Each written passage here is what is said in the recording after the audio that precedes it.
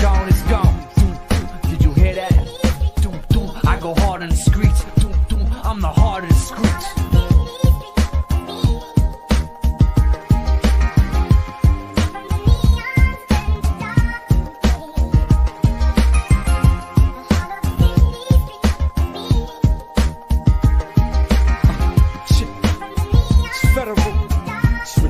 Let's go, come take a ride through my city life. See what my city's like.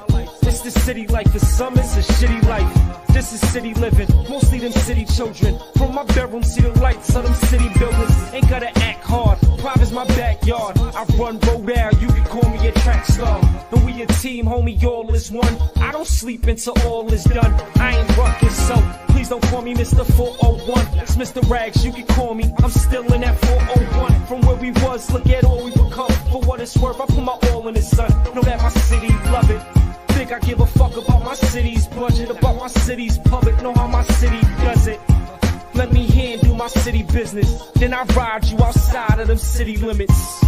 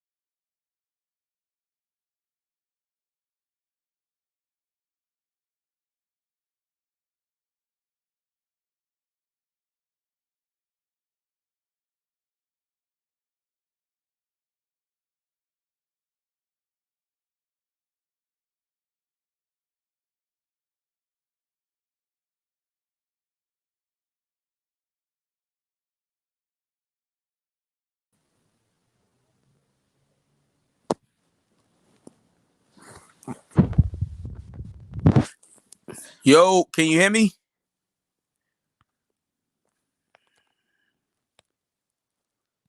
I cannot hear anything.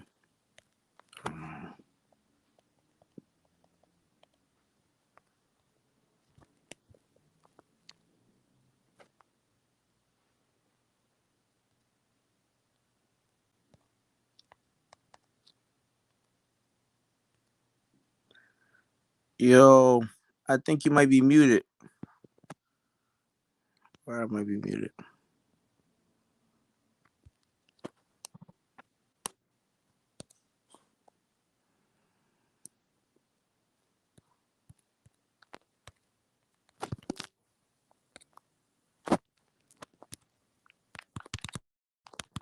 Oh, here we go. How's that, Coach? Can you hear me now? Yeah, I can hear you now. Yeah, you can hear me? Yep. You were right. I was actually I switched microphones, and these things are so damn sensitive. I want to have a good microphone when I talk to you. Okay. Coach Rio's been a legend, man. You graduated with him in 2012. Yep. You came to the program. I followed you a long time, being a Providence kid myself. Yep. Always getting in trouble myself, and doing knucklehead things, and you stay true to what you were doing, and you got what you wanted, man. Head coach. Yeah, man. Head coach, Central High School, man. Yo, that's got to be a dream. Definitely a dream come true, man. I couldn't have written it any other way. It's actually the sole reason why I'm back in Rhode Island, man. I would have never came back for anything else. So this is literally the sole reason why I'm here in Rhode Island. And it's a dream come true. I got the job done, so I'm blessed, man. I can't complain. Yo, Coach B-Ball says you're his guy. I was like, yo, you need to come on and celebrate. He was like, yo, we already celebrated. Shout out Coach B-Ball, 2 championships under 30. Back to back under 30. Back to back. And me being a Wesley Bulldog guy, I was like, man, but yo, shout out Coach B-Ball, man. Coach B-Ball definitely runs a great program out there in Woonsocket. He's dedicated. Absolutely, man. Charlie's my guy, man. We've been cool for a few years now. We met a couple years ago first through a failed all-star game attempt.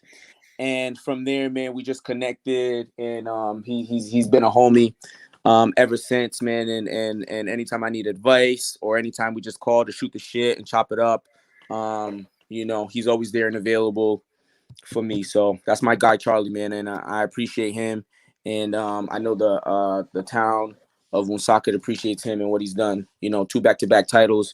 That's not no joke. That's not something to take lightly. So yeah, man, my man earned his stripes here in the Rhode Island coaching world, and he's already a legend. So shout out to my Nah, guy yeah. Charlie. Shout out to Charlie. Like what you said, it's hard to win a championship Yeah, man. at any level. Any And level. you guys are mentors. I remember the story you did a couple years ago with Shamar. Craig, right? Yeah. Yeah, Craig. I was really invested in that situation, what happened down there at the school, and it was like it really got little media attention. Yeah. And I thought it really should have got much more media attention, but you really helped that kid. And many kids like Shamar, overcome great obstacles. And I know growing up I started growing up on Cran Street, then I moved over to Manton Ave, Yep. so it's tough. It's tough growing up in them neighborhoods, man. And you've been vital to a lot of these kids. Yeah. Absolutely, man. And that was, kind of the driving force of me coming home. I studied social work for my degree, so it was kind of I kind of took a step back and seen like a lot of the issues in a different light. It's one thing kind of going through it as a kid and kind of just you're normal, everything is normal, you know what I'm saying? You think everything around you is normal, the poverty, the homelessness, the trauma, it becomes so normalized and you don't even realize it. I didn't realize how much we actually dealt with until like I started studying and until I was in college, until I realized like, God damn, like we really got it bad. Like us Providence kids really have it bad, just as far as like mentors, as far as like people to follow, especially when it comes to direction. And it was just my divine calling, man, to come home and to kind of be a mentor and to kind of lead kids away from that path, that dark path that's so easy to take. Being a Prov kid, Providence not really taking sports as serious as they should as a collective. So I just know how easy it is to just fall by the wayside, man. And yeah, man. And I had to come back and I had to do what I thought was right to correct it in my own way. Coach, shout out to what you said. Me being a Prov kid, I could relate to that. But listen, I thought this was such a special thing, you getting that job at Central, right? I had to bring your guy, Coach B-Ball, on. Coach, what's up? Charlie. What's up, big guy? How we doing? My guy, what's up? How we doing? I'm on, man. Can't complain. You already know. Hey, shout out. I want to give a quick shout out to Central softball, our Central girls softball team. We just won the Division 4 state title. That's where I was at all day, supporting those ladies, man. Shout out to you girls. You girls did it in the COVID season. Shout out to you girls, man. Resilient. Shout out to Michelle Rawcliffe, who's also my AD, and she's the head coach over there. And yeah, man, just shout out to those girls for winning that title, man. It's a pretty big deal, bringing 2 titles, to inner city schools during a time like this, where we really, really, really needed it. So I just want to give a quick shout out to them. Nah, that's what's up. Congratulations to them. But I'll let Coach talk as well. And we got Emerson Kilgore as well stepping into the room. Emerson wanted to give you his flowers as well. My guy, I appreciate you, Em. Hey, man. Hey, congratulations, man. I can't begin to tell you how happy I was when I saw that picture of you and Coach Rios over there, him handing the baton to you, basically. Yeah. I really do think that Central football is on the right trajectory right now. I was extremely happy to see that. As many know, I'm a big proponent of making Rhode Island football the best it possibly can. And honestly, coaches like yourself and Coach Bebo, if you can hear me, him as well. I really think the state is starting to take the right steps to make Rhode Island football more respectable, not only in the region, but really the country. Right. People are starting to recognize us a little bit. I know we have a long way to go, but taking the right steps is definitely the right way to do it. And I think, I know that with coaches like you, Coach B, going, and honestly, definitely others, we're heading in the right direction. Absolutely. Absolutely. And I appreciate you, man. You know what I'm saying? I appreciate you. I mean, guys, go ahead. This is on you guys, man. Enjoy. You guys need, Coach Washington should get his flowers, right? And you guys are all close to him. So speak your mind. Talk to him. I already gave him enough flowers. I bet. I'm sure. On the 2021 and Mike's week 1, so he already got his flowers from me. It's gonna be a whole new atmosphere this season. He said, "Yup, Coach. I'm in Division 1. You're in Division 1. No holds barred. Woonsocket Central. A lot of good teams. The realignment a lot better this season. Than it was last season. And I'm excited to see Burrville. I'm sorry. I'm excited to see Woonsocket, Burrville, EG, Shea, all these schools that really tough to keep numbers compete in D1. Yeah, and like Mike had said about winning the championship in the intercity, like it's a way bigger thing to an intercity kid than it is that people give it credit for. Right. And it helps them see the bigger picture in life, that it's not just about football, it's not about just sport in general. So like obviously, being young coaches, man, like if these kids know that you love them, they're gonna go the extra mile for you every time. Run through a wall for you, man. Mike gets it, you know what I mean? MSA gets it, obviously Danny Blake, we all get it, man. That's why we've had success, because these kids buy into what we're preaching. We're from the places we're coaching, you know what I mean? So we've walked in these shoes, we walked the same streets that these kids are walking home from school on.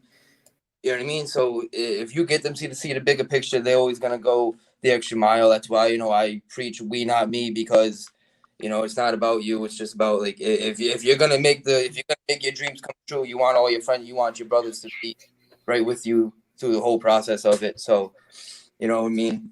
And Coach B-Ball, you deserve your flowers too, being under 30, 2 back-to-back state championships. Man, like Coach Watson just said. I'm trying to chase him, man.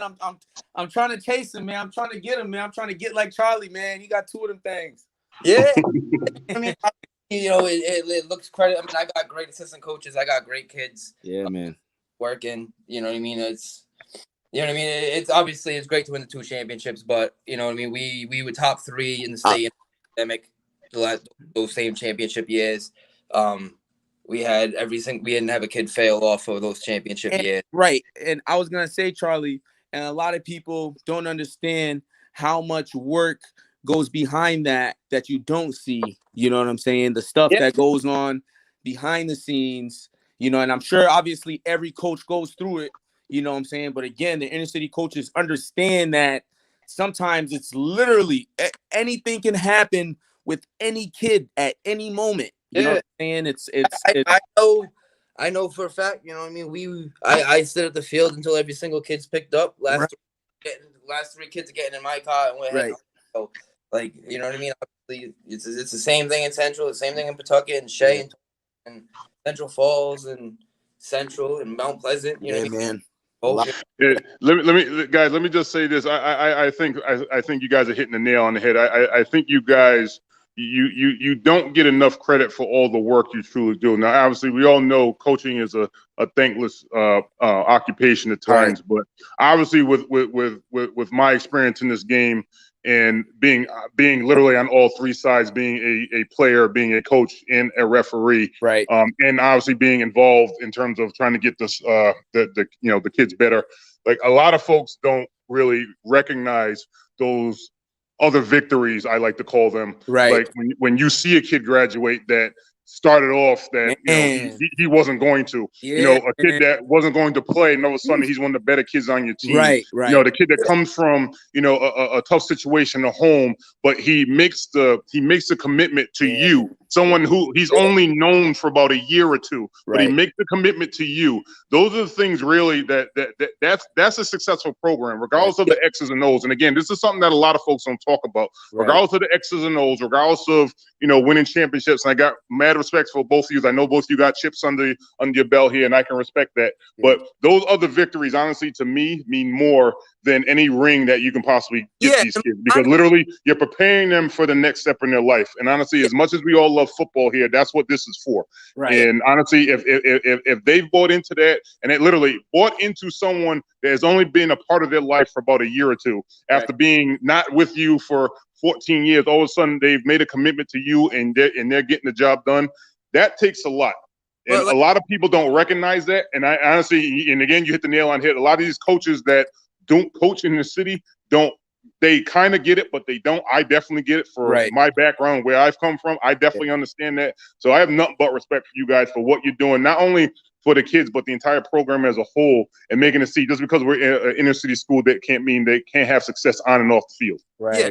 Like when I'm trying to recruit somebody in the school, like I'm from Woonsocket, I've lived there my whole life. So if I'm trying to recruit a kid, man, I know your aunt, your brother, your sister, your cousin, your mom, or who, your mom's sister's cousin's boyfriend. Like I know somebody that's gonna be able to help me recruit you. You know what I mean? And Mike's the same way. It's, you know what I mean? It's when you have somebody from the city, man, it's easier to make sense. And my favorite part about winning them championships was, like, I got a lot of kids on my staff that were former players of mine. When I was a wide receivers coach, I was a defensive coordinator, offensive coordinator, whatever, freshman coach.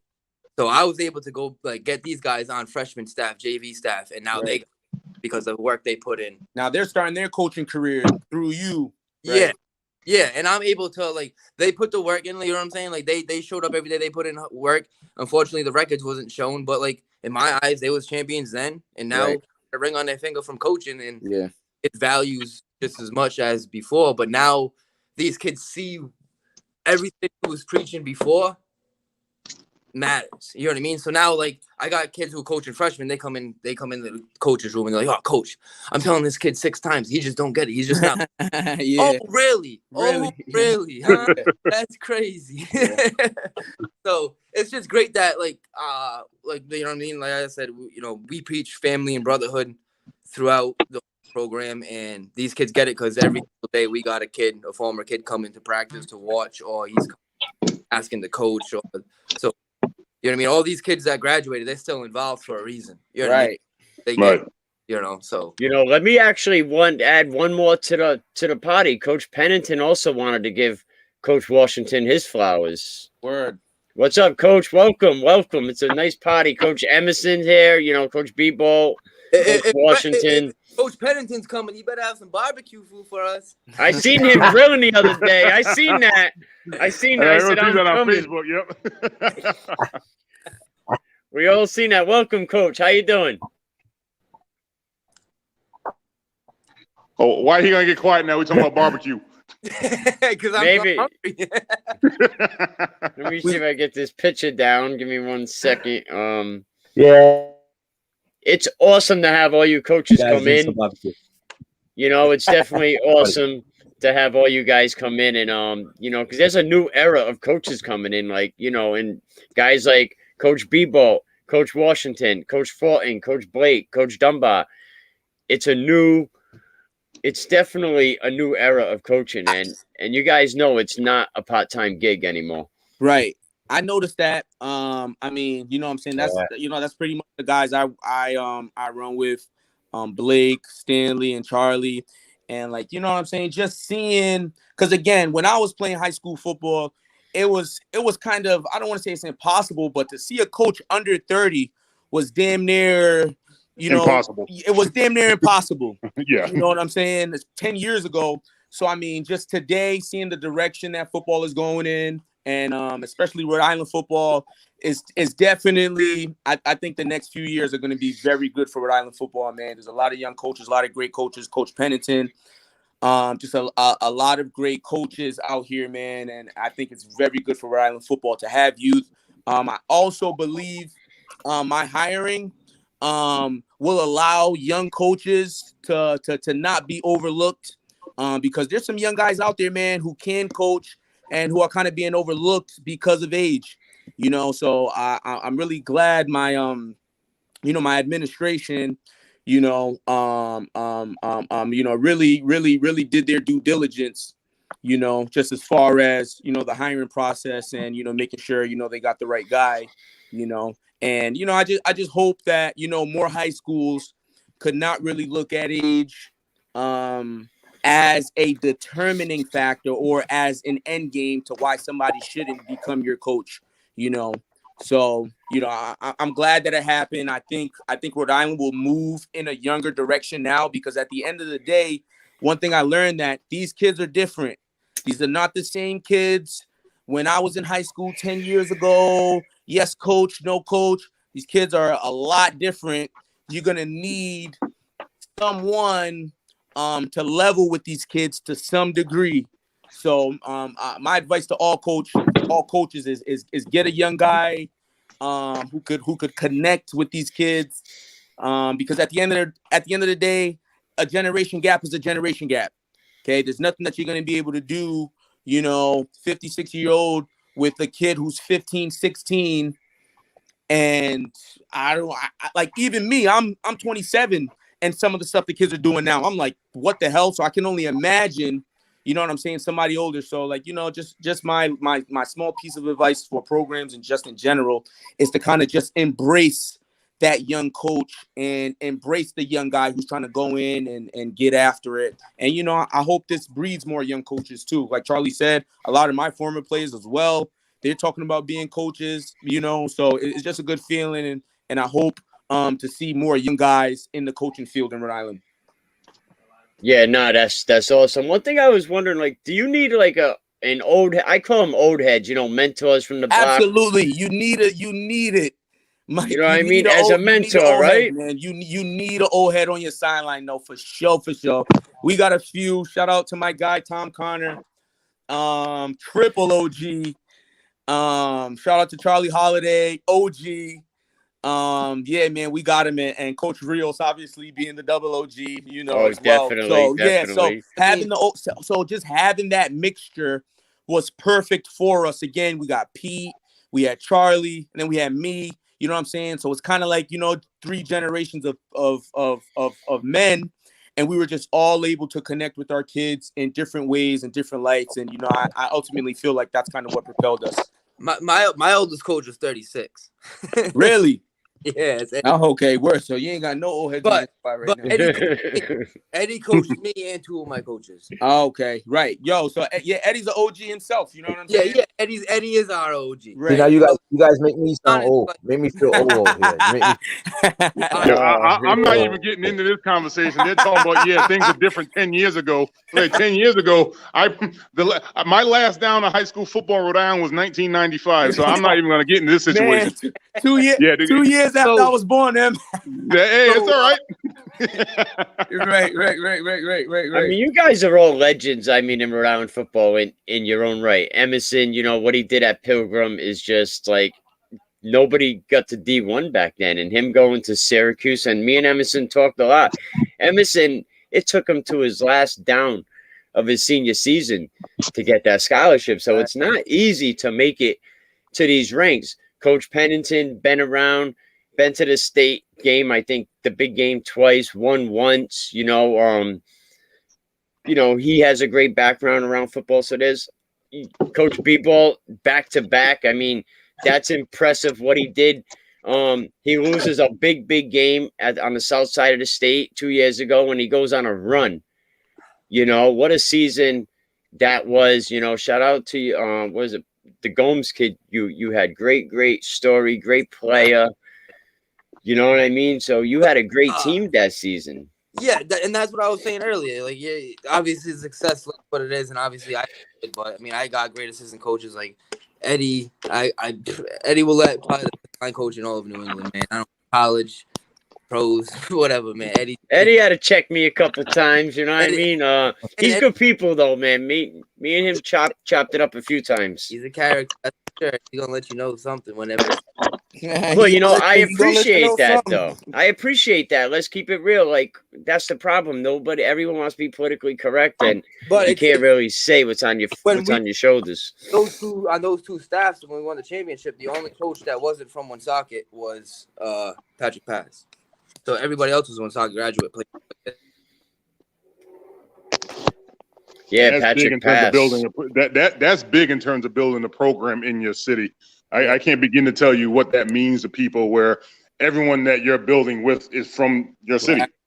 You know what I mean? Like there's nothing better than that. I mean, that's literally how foundations are laid and how winning programs are created. Right. They're created from within. You know, you have kids coming back and respecting the fact, oh, I want to coach. I mean, everything that has been said here, it just goes to show you how good Rhode Island football is becoming, Right. and it will continue to do. I mean, again, I have to agree with you guys. We definitely need younger coaches here. Yeah. I have to agree with you. And again, I did obviously, yes, my last down was in 1995, but back then football was much different. Right. You know, it wasn't like it was right now, where Right. you know these kids actually have more opportunity right now. You know, Mike is exactly right. Like, you know, I was an anomaly. You know, and I tell the kids that too. Like, I worked my butt off. Don't get me wrong, but for a Division I school to come during that time where there's only two other players playing in Division I, and for them to pick a lineman out of Rhode Island to go play was definitely a good thing. But I also tell the kids too that there's a lot of work involved, and you know, and the good thing about that is that the work that I did and the work that you guys are doing right now are very similar, and that's what it's going to take to raise Rhode Island to the next level when it comes to football. And you coaches, and honestly, I will say it, you young coaches are doing it. You know, and it's exactly what the state needs. You know, the state needs more guys like yourself, and both of you here, and Wes, and Blake and Cliff, and you know, I can name the list of coaches that are really doing good things in the state, and it just needs to continue, because honestly, like this will do wonders for these kids in the next couple of years, where there's more looks, there's more looks from different schools, not just one or two, from all different schools. Because again, I went to Pilgrim. Pilgrim's not a private school. So I'll just leave that conversation there. But, you know, it is what it is with that. But I know for a fact that if you guys keep working and pounding the ground like you have been, good things are going to come. Those coaches are going to start looking. You know, coaches that normally don't look are going to start turning, oh, wow, they got something going good down here. Let's see it. Right. So that's where this stuff starts. And again, it starts with you young coaches. Hey, and I'd like to say congratulations to Mike on the new job. And you know what? You showed a little wisdom by saying that you need the older guys to kind of come in and give you some wisdom, because, you know, it is a tough job being a head coach and leading young men to be who they're called to be. And, you know, I give credit to young guys for stepping up and really taking a mantle. And these young men that are coming in now need men like you in order to mentor them and to lead them into who, you know, because, I mean, at the end of the day, we're coaching football players, but we're making young men. You know, they got to help. They got to go into the future, into their communities, and be better people. You know, the X's and O's are great, but it's about producing great men. You know, and I lift you guys up, and I applaud you guys for stepping up to take on that job. Yeah, I appreciate you, Wes. Well said, Coach Pennington.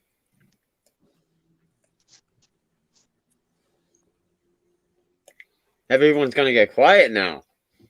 When the truth is told, it's hey, you gotta let it ride for a minute. Yeah, I appreciate you, Wes. Yeah, man. So we're going into the season I've very been soon. watching you guys. Yep. I've been watching you guys do your thing. And you know what? The young coaches, it's a good thing, because it keeps the sport alive, keeps the sport young, and it challenges the older coaches to stay young and stay creative in what they do, you know, and it keeps the game young. So it's a great thing.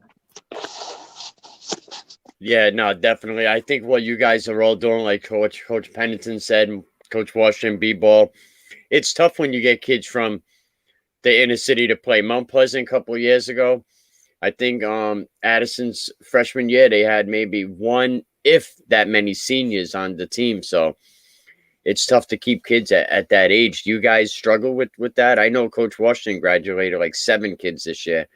Congratulations to that. That's extraordinary. Yeah, we graduated it was more like 10 or 11. But, I mean, we got a pretty...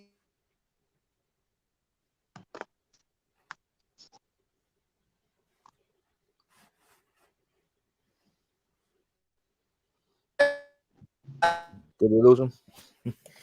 Yeah, maybe he's having a little bit of sound problems. All right, go ahead. Yeah. Okay. Yeah. I said, yeah, I don't know I think we graduated maybe 10 or 11. And I don't know whether to consider that a lot. I mean, I guess you could. There's a lot of impact players in that group as well.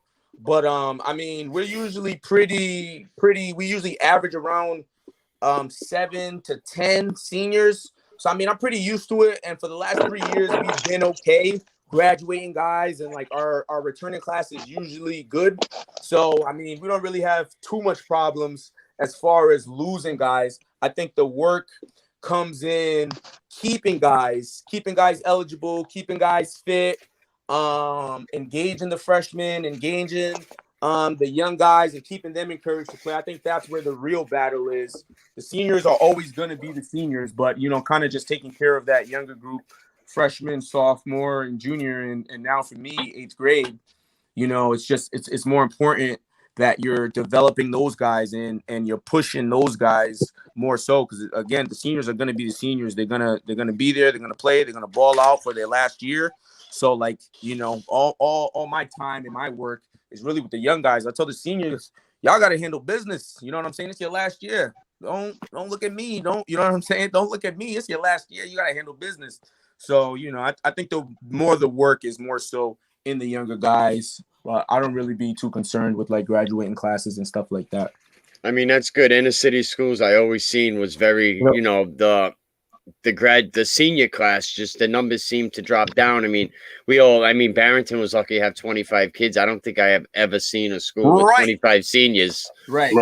That was a pretty big class, but shout out to them as well. Even I don't think Hendricken even had a class that size. Right. Yeah, I think I think they had a pretty large class too. I heard about 20 something seniors or something like that as well. And I'm just like, sheesh. I was like, man, I don't even know what damn, like what does 20 seniors even look like? You're showing a lot of kids. Right. You're showing some wisdom, Mike, because I see a lot of young coaches, they come in and they only want to coach their starting team and they want to make those guys better.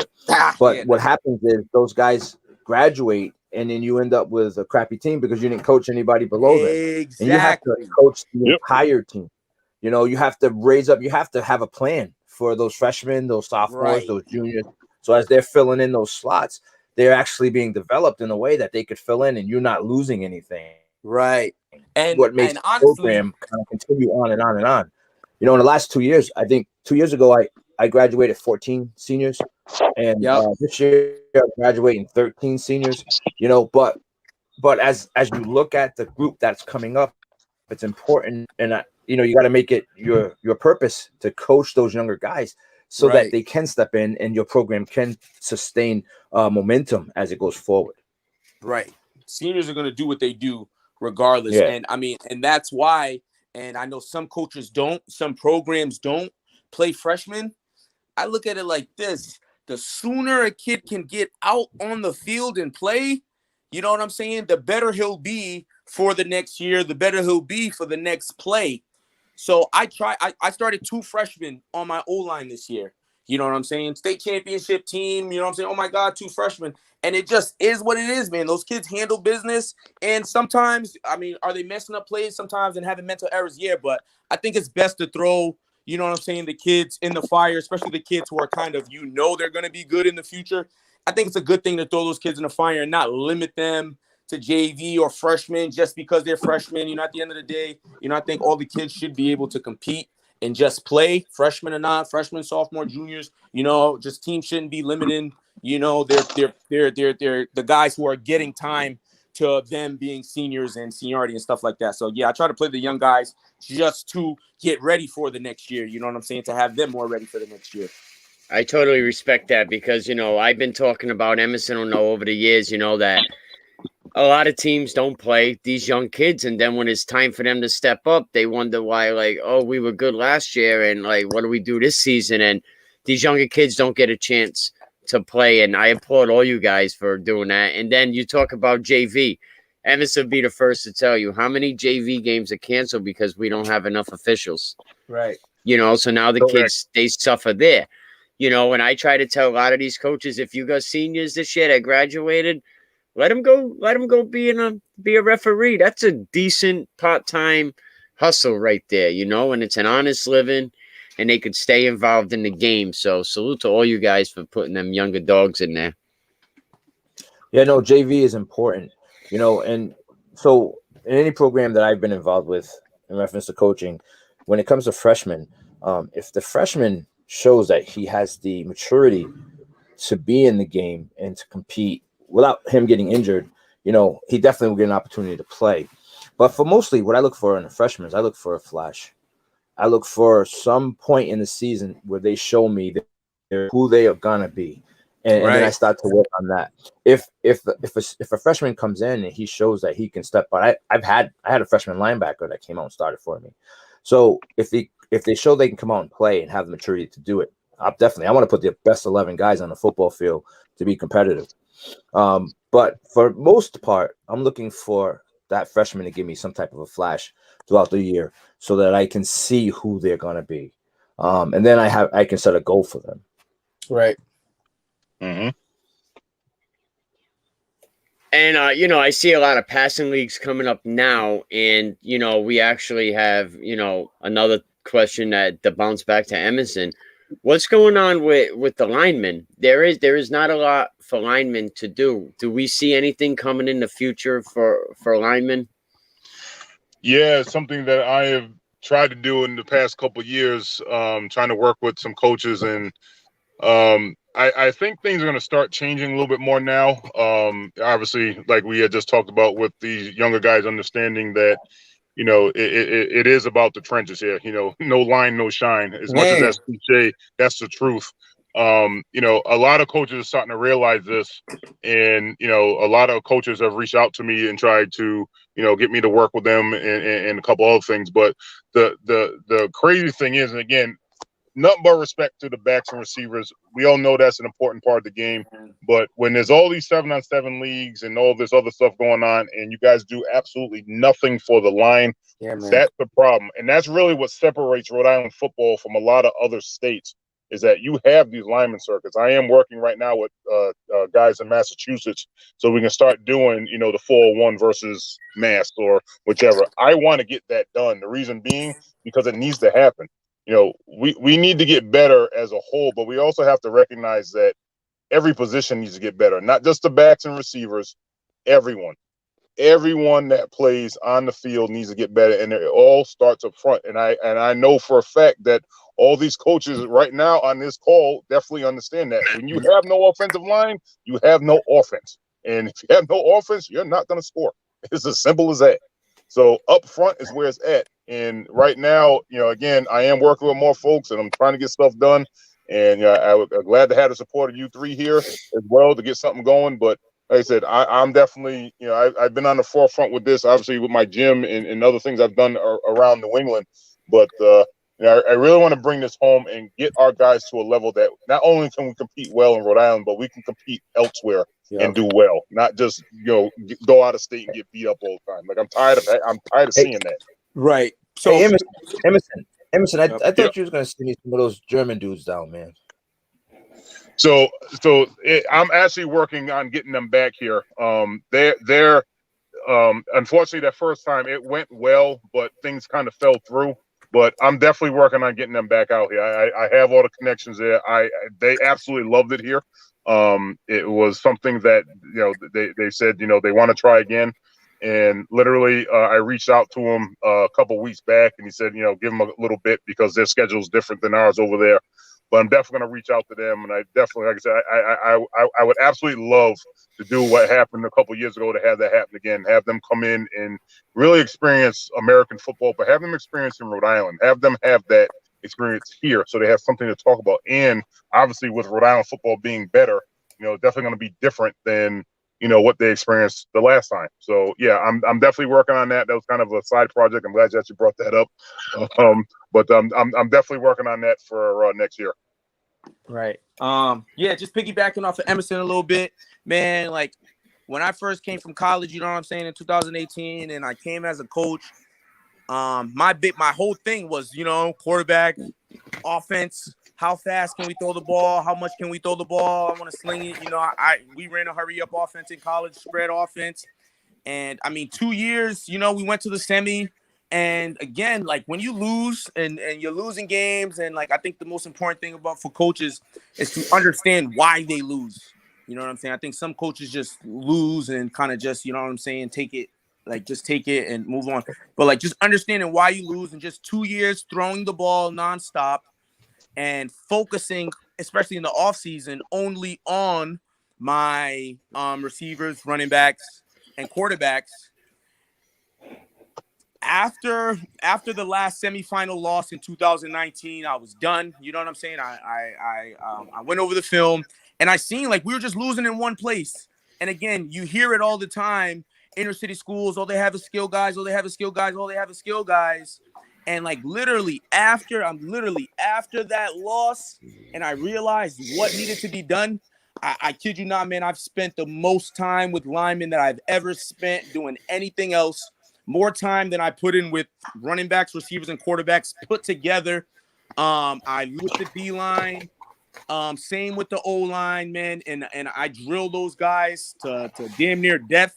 And those guys really, really, really, really got to play at an elite level this year. And you could literally see the jump in our whole football team and how big up front we were. And you know, everybody was talking about how big up front we were, but it's just, again, it's you see how important it is. Again, we won a championship this year, and that credit goes to the line. I love those guys to death. That credit goes to the line, offensive line, defensive line. I personally believe, we had the best D line this year. And that credit just goes to the line. So football games are only won in the trenches. And, the skill guys and the running backs, those guys they're going to be a dime a dozen. They're always going to be around. They're always going to come. But the football games are all won in the trenches. And now that we kind of even the scale up front, I mean, I'm very confident in our football team, and I think we can handle ourselves against anybody. So definitely, Emerson, the line should be the focus for every coach, because that is going to decide whether you win or lose. Hey, Mike. Absolutely. So I'm grateful for COVID, because if COVID had not come, we would have had to play that team the first game of the season. They had us scheduled to play you guys, which was just nuts. Really? But that's what in this last season had it scheduled. I was like, are you kidding me? But COVID canceled it, so I'm thankful for COVID for one thing. Anyway, EWG is scheduled to play EG for the Thanksgiving game, and I was like, that don't make sense. EWG always played Narragansett. Like, why are they playing EG? They're playing a D1 versus D4. Right. So some of the schedule, and I'm glad the alignment got a lot better this year. And I know a lot of people can admit, because last season, everybody that went backwards moonwalked into that state championship game. Yeah. You know what I mean? With the exception of a couple teams, shout out East Greenwich, holding their own in D1, Burrville. Yeah. Because Burrville, we all know, Coach Ferraro, 30 kids at max, 35 kids. Right. He don't really have big teams. So for them to hold their head above water in D1, I really took my hat off to them guys. Yeah, they handle business, man. Burrville and EG, they handle business. Yeah, man. EG's very well coached as well. Their coach John George, man.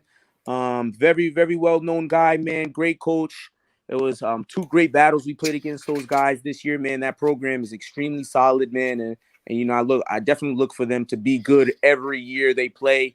I don't know what the talk is about, but that's a legit football team right there. And they're coached by a good guy. So, and I want to let you guys know, Coach Fulton called all you coaches out to the Yacht Olympics for July 10th, man. He said, get out there, bring your school attire, pick whatever 4 coaches you want. He said it's going to be a title for the coaching bragging rights for what do you call it? They're going to have bottle bash, and the benefits do go to autism. So it's really a good event. It's put on by Ronnie Roberts over there at RLR. He's doing a lot of live streaming games absolutely. This year, Shout out to my guy Ron. They did all our home games they live streamed all our home games this year, and we're looking to live stream all our home games next year as well. Fans Only Sports Network, man, is great. Shout out to Ronnie, man. He's kind of been in my corner since I came in as well. Just showing us support, giving us some media shout outs and stuff like that.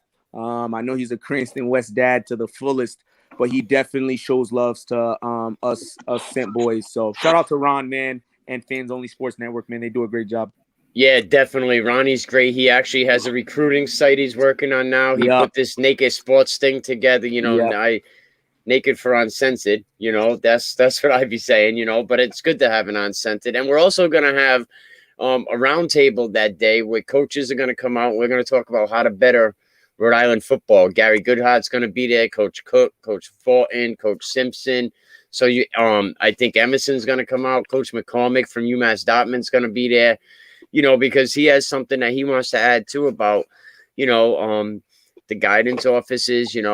Kids really probably need more help getting recruited. Do we have enough great guidance counselors in these schools to help kids get into colleges? Right. So there's so many things that we could talk about, to help Rhode Island football. So you guys are all definitely welcome out there. That's July 10th. You know what I mean? So I'm just extending that now. You bring up a good point because, we look at NFL and college, and we look at the programs, and we look at the administrations, the people that are actually doing the work in the background, and how important those people have to be in order for the team to be successful.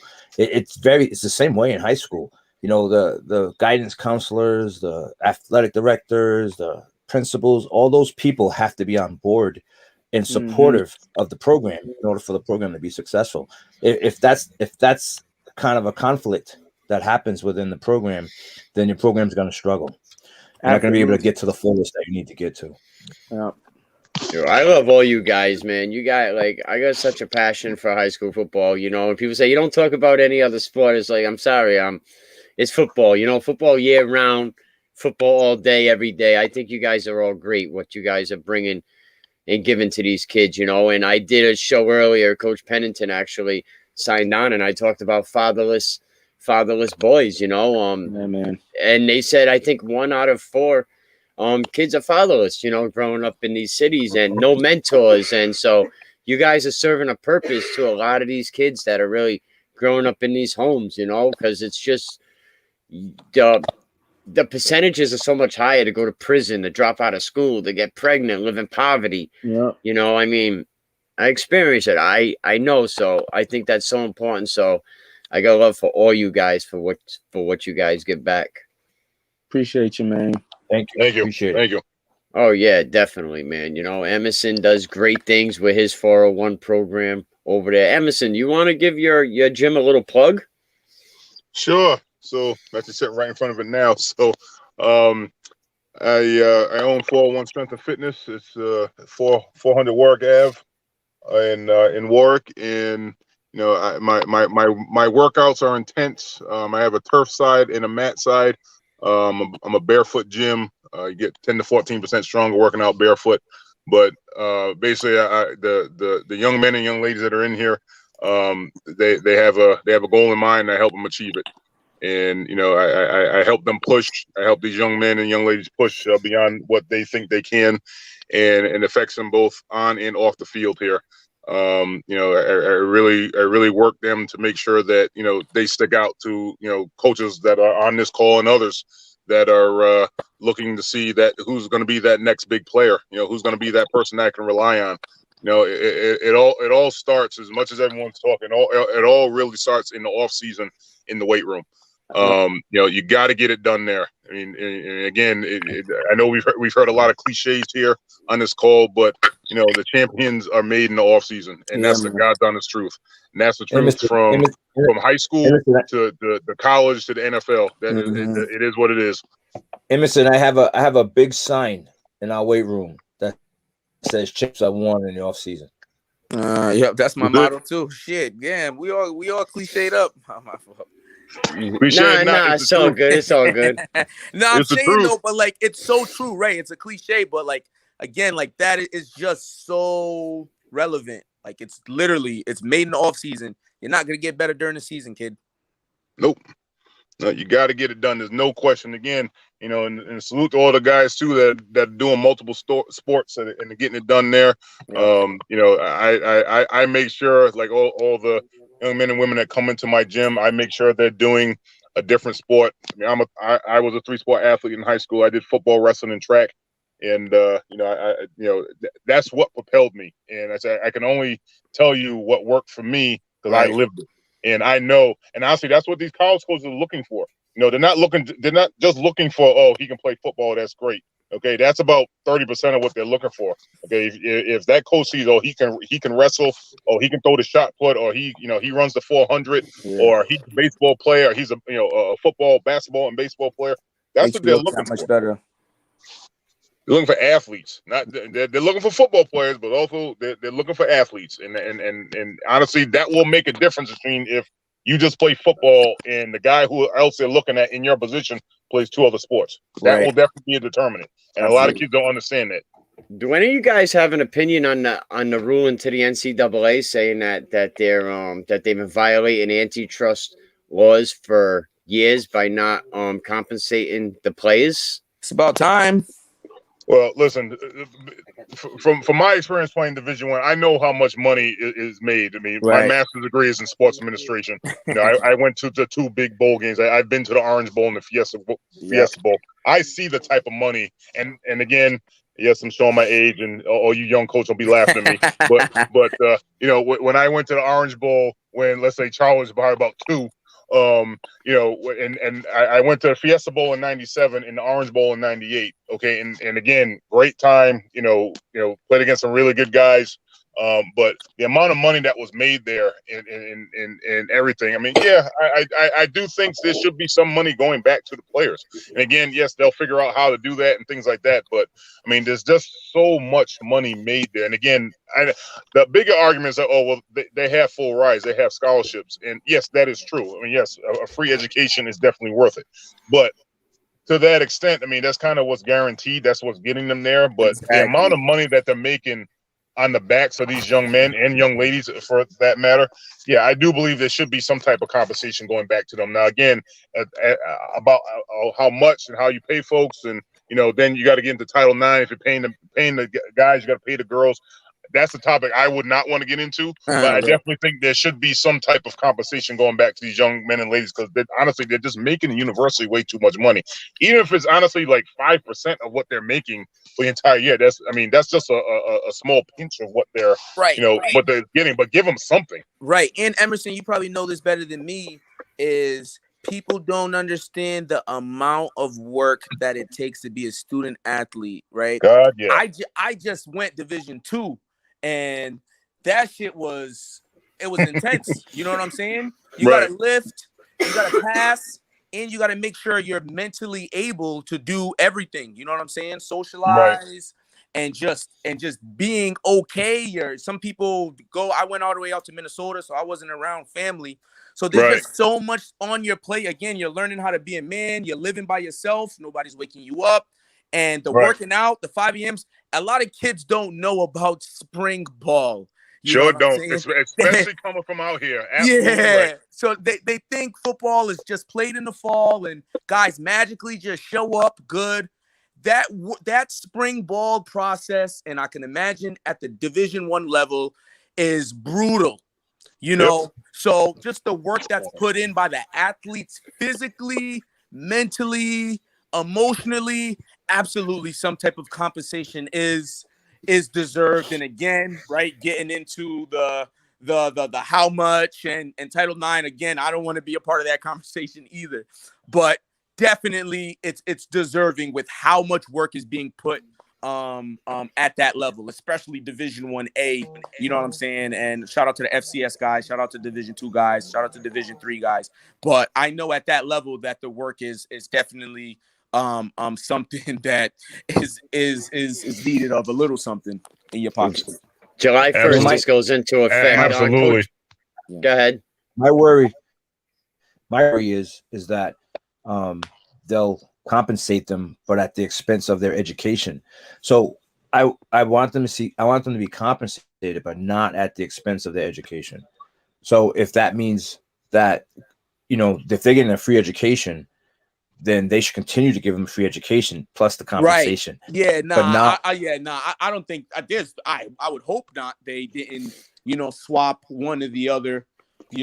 I would hope that wasn't the case. Yeah, they definitely shouldn't be like that. A few years back, you had the kicker that had a YouTube page, and the NCAA owned your likeness, and they made him either get off the YouTube or quit football. And he said, "I'll quit football because I'm making a hell of a lot of money on YouTube." Yeah. You Well, know, and I agree. I don't think they'll go after the education piece because honestly, I think it's going to be there's going to have to be contracts made. I mean, that's the guarantee from the school. Okay, Right. if you're going to play football, then obviously as long as you work and do what you need to do, that the education will be free. But I think on the flip side of that, I mean, there's really three sides to this. There's the student athlete. There's a student part. There's the athlete part, and then there's the revenue part, which no one wants to talk about. You know, Right. the revenue part is what everyone's like, oh, well, you know, they do this, they do that, and they get a free education. I can't begin to tell you how much money in the 5 years I went to Syracuse that the Syracuse football team made for Syracuse University. And again, it's good. I mean, you know, I went to 4 bowl games in 5 years, so it was a great experience. But there was a lot of money that was made. And again, and like I said before, I don't know how much in terms of compensation and stuff like that, but I don't think they're going to touch the education piece because honestly, that's going to get into a whole lot of other issues where none of these schools nor the NCAA want to get into. So I think the education piece is probably going to be solid, you know, because honestly, with eligibility, they're not going to want to mess with that. So I think with that, that's going to be solid. Like, okay, you know, you want these players here, okay. Part of the deal is, okay, their education is paid for. They need to stay eligible for that. And then on the flip side of that, okay, they're bringing so much money into the university, then yes, they should be compensated whatever amount that is negotiated. But yeah, no, I definitely agree. The education piece is huge because again, I mean, and one thing I tell these guys too in my gym is that 98% of Division I football players do not make it to the NFL. no, It is you look at only how many are 2% in that the move on. portal. 2%. 2%. So if we're all betting men, okay, which I'm not a betting man, but if I was, are you going to bet on 98% or 2%? Right. I'm betting on 98%, and that 98% has to do with your education, and that's the reason why I don't think they're going to mess with it, and that's why it's important to stress to these young men that education is important. Yeah, playing football is fun. But at the end of the day, I mean, you might get a situation where, okay, after, you know, you might get a shot in the CFL, and I played a little bit of arena, and, you know, I tried out in the CFL with the Argonauts and the Ticats, and things didn't work out there. But what did work out was when I went back to school, coached football for a couple of years and got a master's degree. Right. So they can't take that away from you. Never. So that's why I really don't think that they'll mess with the education piece because it's so important to the bigger picture of football in the NCAA. Like you cannot mess with that. I know basketball is a little bit different, and I honestly think they need to change that, to be honest with you. But you know, the education piece when it comes to football players, you know, I mean, football for most, and honestly, especially you coaches in the inner city, you guys know this like better than most other coaches. Okay, that education is the way out. The only way out, man. It is the way out. I don't want to say the only way out. Because I know, you know what I'm saying? It takes a lot to be an entrepreneur, a successful entrepreneur, and definitely there's other ways. I know school is not end all be all, but you're right, Emerson. Like that is what I'm preaching. Education, education, education. You don't want anything else. You have your whole life to work. You know, I feel like at least, you know, you have your whole life to work, but your education should come first, man. You should take that 4 years, man, and figure out what you want to do with your life and what you want to pursue, because that degree, man, nobody can take it from you. And you know, it was the best decision I've ever made to stay and finish school, and you know, obviously reaping the benefits now. But I tell kids all the time, man, it's the difference between $50,000 and $30,000. It's the difference between $60,000, and you know, it's the difference between quality of life sometimes. So, you know, I try to tell the kids, man, just going to college, and whether it's Division III, that's another thing. Division III, Division II, Division I AA, whatever it is, man, it's an education. Go to a school where you can be set up to get a good degree, to get a solid degree. Does the college offer internships? You know what I'm saying? Does the college offer job placement? What does the master's program look like? So Hey, you know what? You're right, because there's D3 kids that run Fortune 500 companies, and D1 kids that can't pay their child support. Yo, my man just said it. The numbers, it says itself, 98% to 2%. I tell kids, and like, okay, myself, and I try not to, you know, pull the I was a great athlete card, and you know what I'm saying? Yeah, okay, kid, I won Player of the Year, 2-time All-State. and all this other great stuff. My man, I didn't go division. I'm not in the NFL. I didn't go Division 1. And you guys are not two-time All-Stars. You guys are not Player of the Years. So there needs, I think, I just feel like there's a disconnect with reality with some kids, and I do blame some coaches and not giving them a realistic outlook on what the life is really like. But a lot of Correct. these kids need to understand that it's not that. A lot of these kids thinking D1 and done. If I don't go D1, I'm not playing. All this nonsense. And I just try to apply reality to each and every single one of my kids. If you're too short, I'll tell you the numbers. I'll tell you the statistics. Kid D1 is very far from your line of sight. So I tell my kids this: Division 2, Division 3, I can get you there. Division 1, that's on you. You got to be a special type of kid, a special type of person, a special type of student, and you have to have a special type of build to be a Division 1 athlete. So that's something I definitely do not promise my kids. Division 2, Division 3, yeah, we can definitely get you there. And again, just stressing education and how important it is over the football, before the Right. football. My Right. biggest, Absolutely. my biggest job, right, other than coaching football, and actually it's on top of football. It's the first thing that I do is to make sure that these guys are doing well in school. I have connections to their teachers, to their guidance counselors. I speak to them on a weekly basis, finding out what these kids are doing, because to me, that's more important than what they're doing on the football field. Because to me, they can't perform on the football field if they can't perform in class. So it's so important that they take care of their business in their classroom, so then they can take care of business on the football field. Football is not the sport that it used to be. Be a rockhead and go out and football. Right. Football is an intelligent sport. You got to be a smart kid to play this game. Yeah, man. And that means you got to be doing work in the classroom. Right. And another part to that too. One thing I like telling these kids is that it doesn't say Division 1 football on my Syracuse diploma. Your diploma. I know that's right. It does not. And Facts. I said honestly, it doesn't say because Kenesha's when I coach, it doesn't say anything about football on my diploma. It said that's what's important. And I gotta say this too. Doesn't say anything about what high school. I've been a big proponent of this.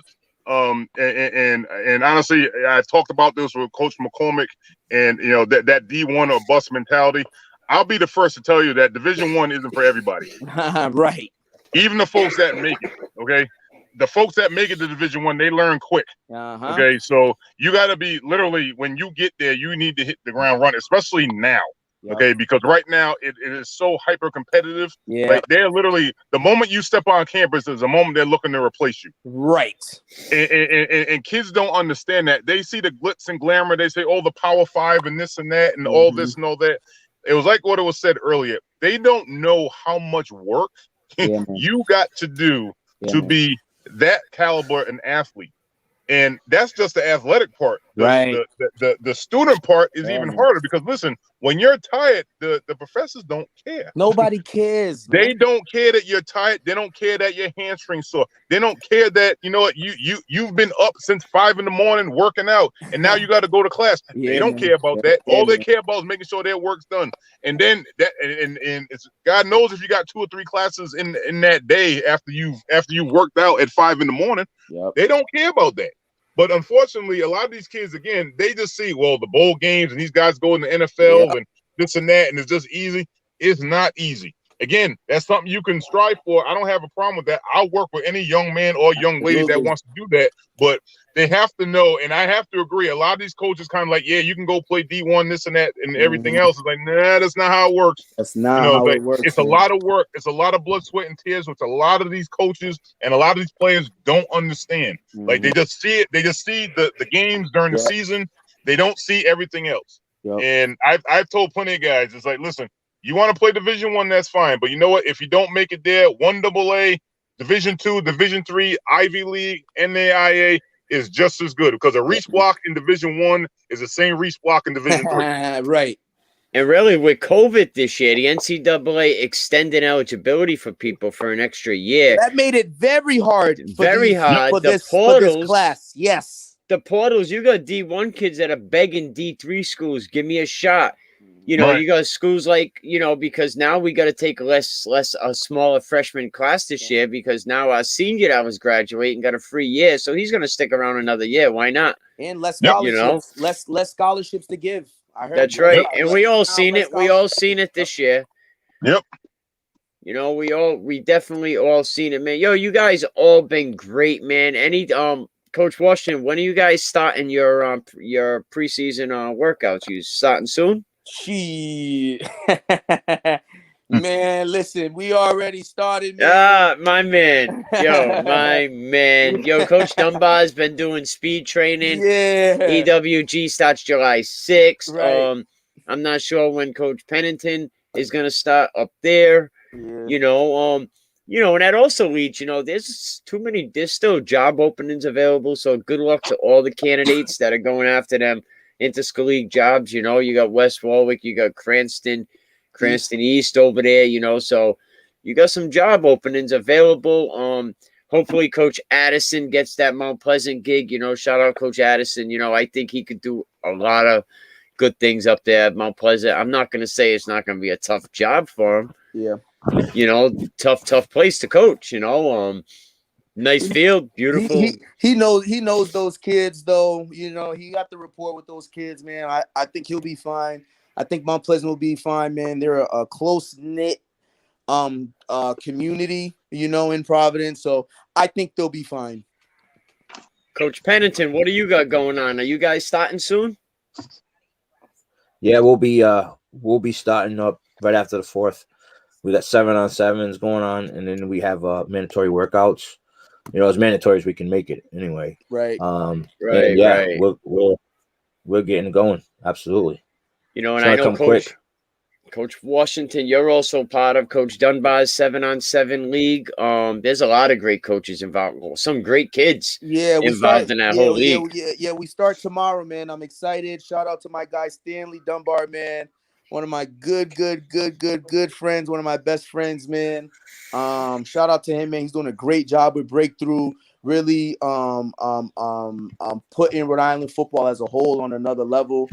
So I mean, I appreciate him, and what he's going to be doing in the future, man, is definitely going to change the game and change Rhode Island football for good. So I love Stanley, man. I love what he's doing. Shout out to him. The league starts tomorrow. I'm excited. My team is awesome.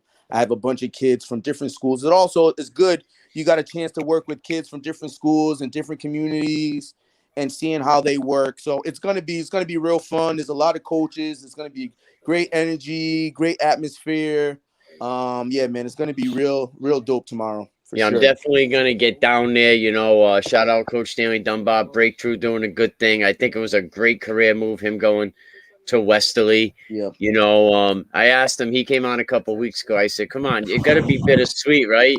You get a great job at Westerly, but you lose a championship ring, you know, at the same time, because we know if he stayed at Coventry, he would have definitely won that championship as Coventry did. Absolutely. But he said, you know what? He said sometimes you have to, move on in life and take different challenges, and you can't look back. But shout out to Stanley Dunbar, you know, great dude, man. Mm-hmm.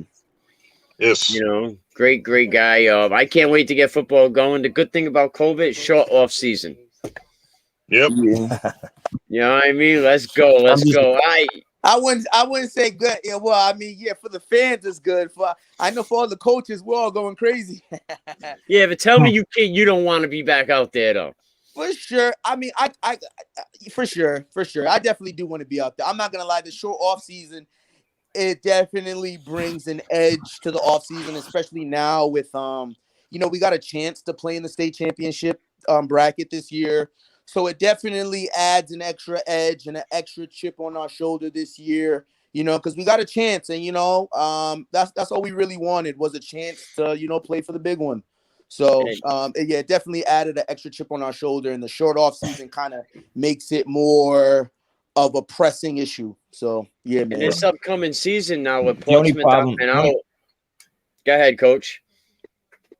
The only problem with the short off season is it doesn't give you a chance to really longer and get better in the off season. because it's so short. And, Crammed, we right. just finished the season, so, guys had to kind of recover a little bit. You couldn't really get them right back in the weight room and get going.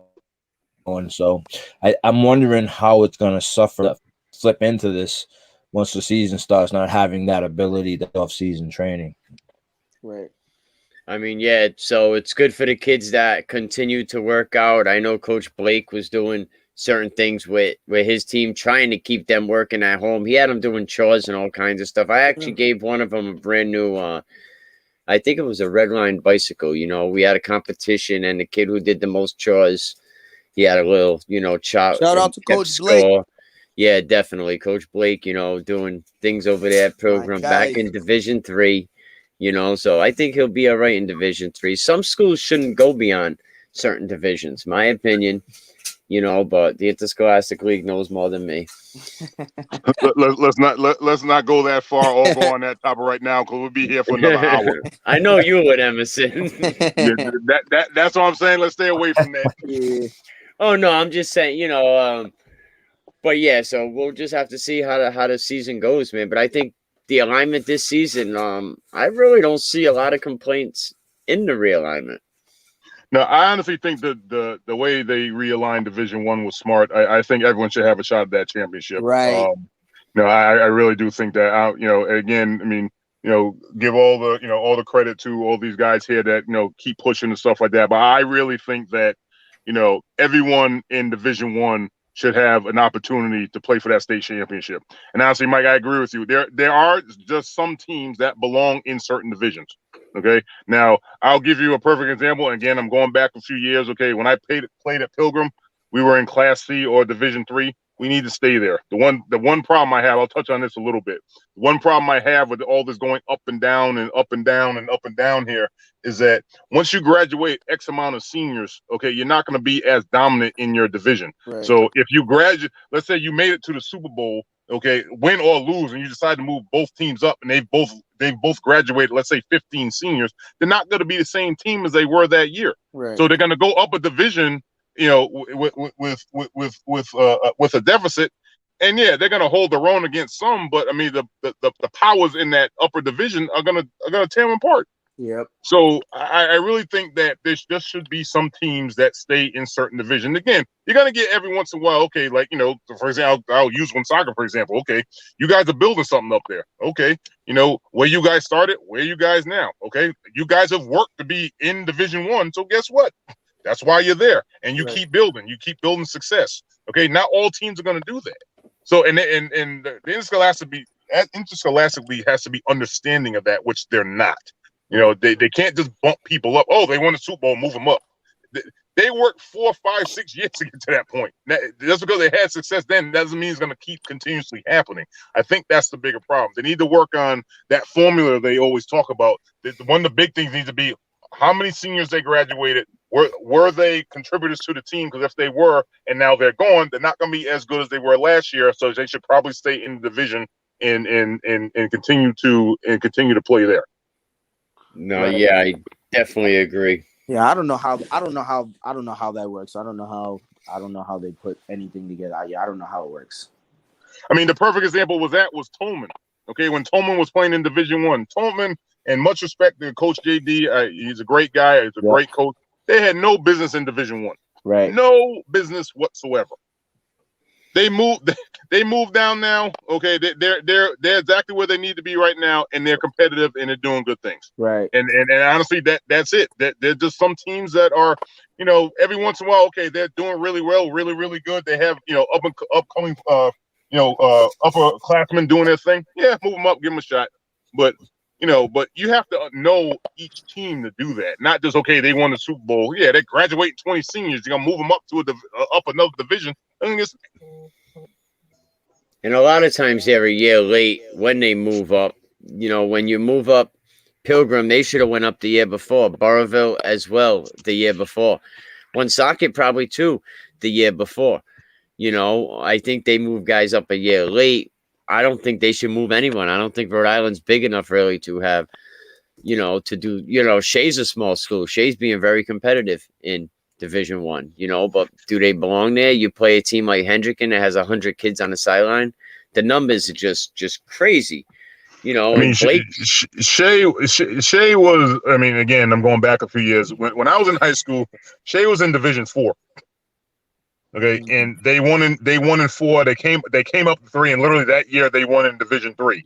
Okay, and you know they it was 2 years in a row they won in Division 3, and then you know they kind of stayed there for a minute. Then they went up. They stayed in Division 2 for a very long time. Mm-hmm. And you know, I know they had their battles with Moses Brown over the years, and that was back and forth, and that was good. And honestly, they're good enough. Yes, they can play in Division 1 and be competitive. But yeah, that's an anomaly. A lot of these teams, you know, they need to be in a division. They need to stay there. Yeah, there should be All a right, man. rule that a team can't drop down 2 divisions. That's ridiculous. There's been teams Yeah. dropping down 2. 2 divisions. That's ridiculous. I thought 1. I thought teams were dropping down 1. I didn't know teams were dropping down 2. That's that. Yeah, I don't agree with that. I think 1 is enough. I mean, if you're going to drop down, I think 1. You know, I think 1 is enough. Right. You know what? At This the been beginning a of the great season, conversation. At the beginning of the season, they had Johnson in Division 4, and then they opted up to Division 3, and they went to Division 3 championship. Imagine that in Division 4. Yes, you're Wow. correct. You're absolutely correct. At least they did the right thing and opted up, though. You know, and didn't. Right. You know. Right. Well, listen, guys, I got to run here. I got to head home. Yes. But Thank you, listen, guys. I just want to give a shout out to all you guys here for again doing the hard work to make Rhode Island football a competitor in not only the region but the country. Give you guys a shout out for that. I appreciate what you guys are doing. Work with these young men, and getting them where they need to be. At any time, if you guys ever need my assistance in terms of offensive line or training, please let me know. I'll be more than happy to work with all you guys.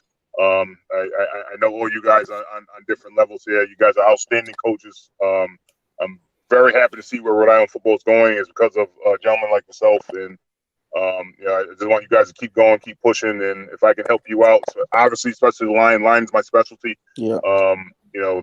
We can definitely work on something to get your men better. But Mike, again, another great cast here, but I gotta get going. I gotta head Emerson, home. And thank you, man. So Thank you. I will talk to all you guys later. And actually, I'll be seeing you guys. I'm refereeing tomorrow, so Okay. at the breakthrough. So I can't wait to throw the first flag on one of you I guys. was just gonna say, yo. That's what I'm putting. Hey, I'm putting on line. Just gonna say, man, keep money in your pocket for me, man. Yeah. As soon as I see you, I'm throwing that flag. That's a guarantee. But guys, on the real, I look forward to see you guys tomorrow. And again, this was a great conversation. And I'll see you guys soon. Yeah, see you then, Emerson. Thank you, man. Blessed. I'll be in touch, Emerson. Emerson Kilgore, man, what a great. I like Emerson. You know, I tried to tell him like, I think you should be in the Interscholastic League. You know, I think a man like Emerson, I think he belongs in there. You know, and reason, yeah, I agree. You know, and I think if he didn't have his gym, he probably might have went for it when the job came available. Because you know, I think we need somebody like him that's going to speak for the kids. You know what I mean? But Coach Washington, it's been about you today, man. Congratulations, because I know it was long, waited, and I know a lot of people stood in your way. Yes, sir, they did. You know what I mean? I know a lot of people stood in your way, man, but you stood strong and you stood proud, man. And yo, you did it, man. So you got your flowers. Congratulations, Thank you, man. I appreciate you for having me on, man. Yeah, thank you, Coach Pennington, man. You already know, man. Yeah, for sure. Good luck to both you gentlemen, man. And we'll definitely talk soon on Coach Pennington. I'll talk to you soon. Coach Washington, I'll talk to you soon. And good luck tomorrow. Yeah, for sure. Wes, man, it was great talking to you, man. You too, Mike. Yup. Have a good one. Good luck. Yup. Y'all have a good one. Y'all stay safe. Have a good night. All right, fellas. Thank you. All right, coaches. Have a good one. All right, no doubt. So there you have it. Some great coaches.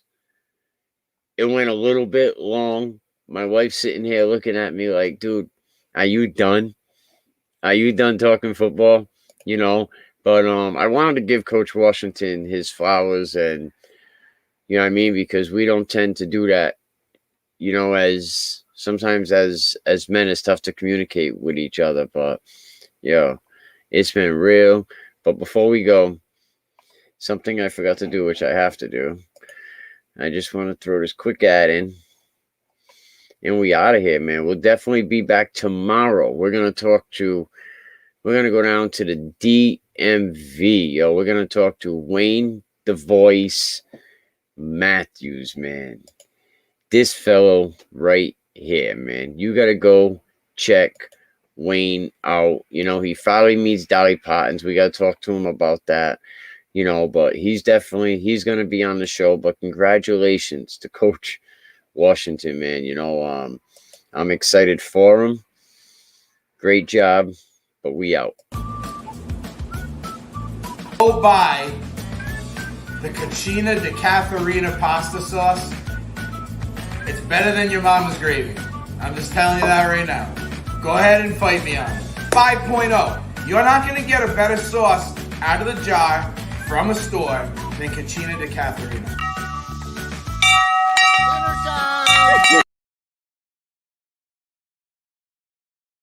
It's gone, it's gone. Did you hear that? I go hard in the streets. I'm the heart of the streets.